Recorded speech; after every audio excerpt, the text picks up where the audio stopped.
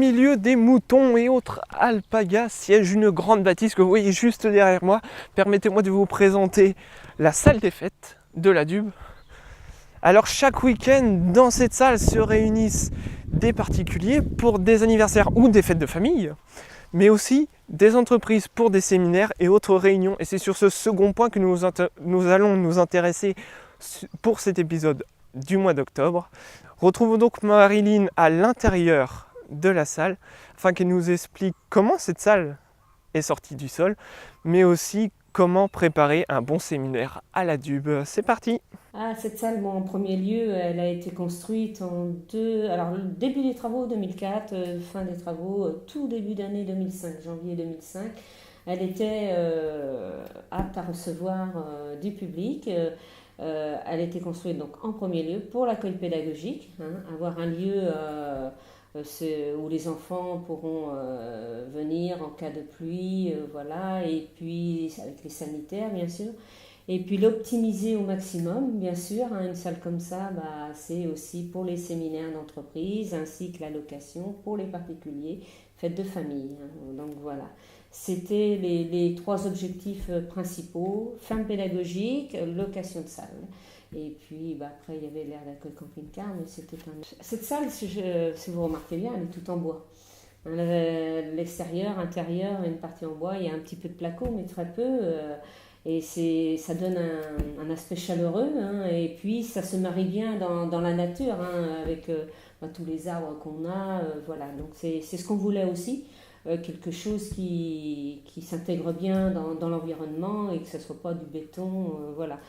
Et puis justement, pour en revenir au public reçu, les enfants, bien sûr, c'est question d'avoir un abri, voilà, de les recevoir sous de très bonnes conditions, mais aussi pour la location, eh bien, c'est la campagne, donc ça change complètement d'environnement, et d'autant plus si c'est pour un séminaire d'entreprise.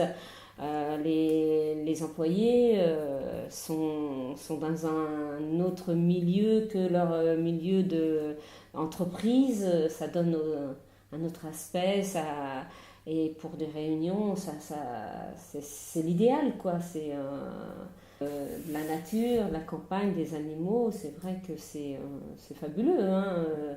Et après, il y a cette salle-là, où on est là en ce moment, qui, elle, a été justement faite un peu plus pour donner un petit peu plus d'un cadre professionnel, disons, pour une réunion d'entreprise, parce qu'il ne faut pas oublier que s'il y a un séminaire, c'est parce qu'il y a derrière, il y a une formation au niveau des personnes reçues. Donc, voilà, il faut rester quand même faut que les gens se concentrent quand même sur leur atelier.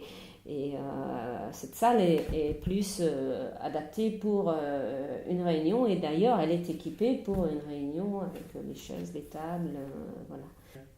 Alors, la démarche, très souvent, celle qu'on rencontre le plus, alors déjà, ils nous contactent, bien sûr, savoir si on dispose d'une salle ou même voire de deux salles.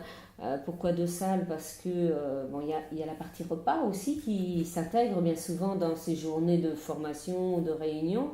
Et puis aussi des salles un peu différentes, parce que parfois ils travaillent en plusieurs ateliers, donc ils aient d'autres lieux où pouvoir se mettre en petits groupes pour avoir travailler sur un sujet précis qu'ils ont à débattre. Donc voilà, c'est avoir pas qu'une salle, plusieurs salles, et pouvoir avoir la possibilité de permettre d'avoir le repas aussi, soit le midi, soit le soir après la réunion, tout dépend ce qui a été choisi. Mais c'est vrai que l'idéal, et ce qu'on rencontre le plus, c'est réunion le matin dans cette salle. Si c'est un petit comité de 25 personnes, 30 personnes ici, et repas ensuite au rez-de-chaussée dans la grande salle, en bas. Donc repas, bien sûr, qu'on ne fournit pas nous, puisqu'on n'est pas homologué, mais c'est un traiteur qui intervient et qui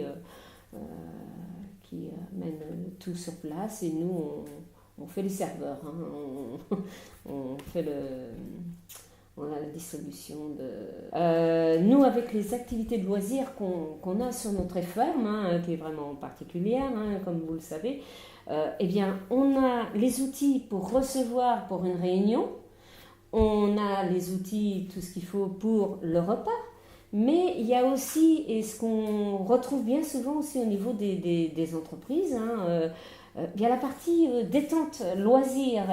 Et parfois, on a ce mode de fonctionnement, réunion le matin, repas, et l'après-midi consacré un peu plus à la détente, donc avec un swing golf, une randonnée pédestre, un circuit qu'on a tout autour de notre exploitation, ou le labyrinthe, si c'est la période du labyrinthe, tout dépend du moment où viennent les salariés de l'entreprise, mais aussi il y a la visite de ferme. Voilà, il y a tout cet aspect-là qu'on met en place aussi auprès des entreprises.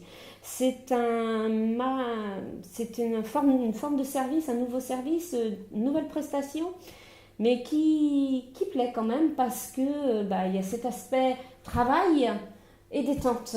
Et ça, il y en a besoin.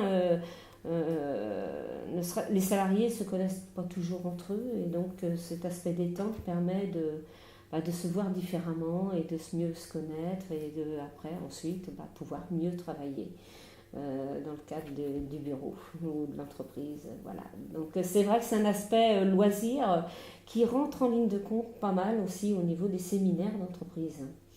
Quand on dit séminaire, on pense beaucoup travail, mais il y a cet aspect détente qui a bien sa place ici. Voilà, Marilyn vous a tout expliqué en ce qui concerne les séminaires d'entreprise à la DUB. Si vous souhaitez plus d'informations et si éventuellement vous êtes une entreprise qui souhaitait réserver la salle, il y a une adresse et elle s'affiche juste ici.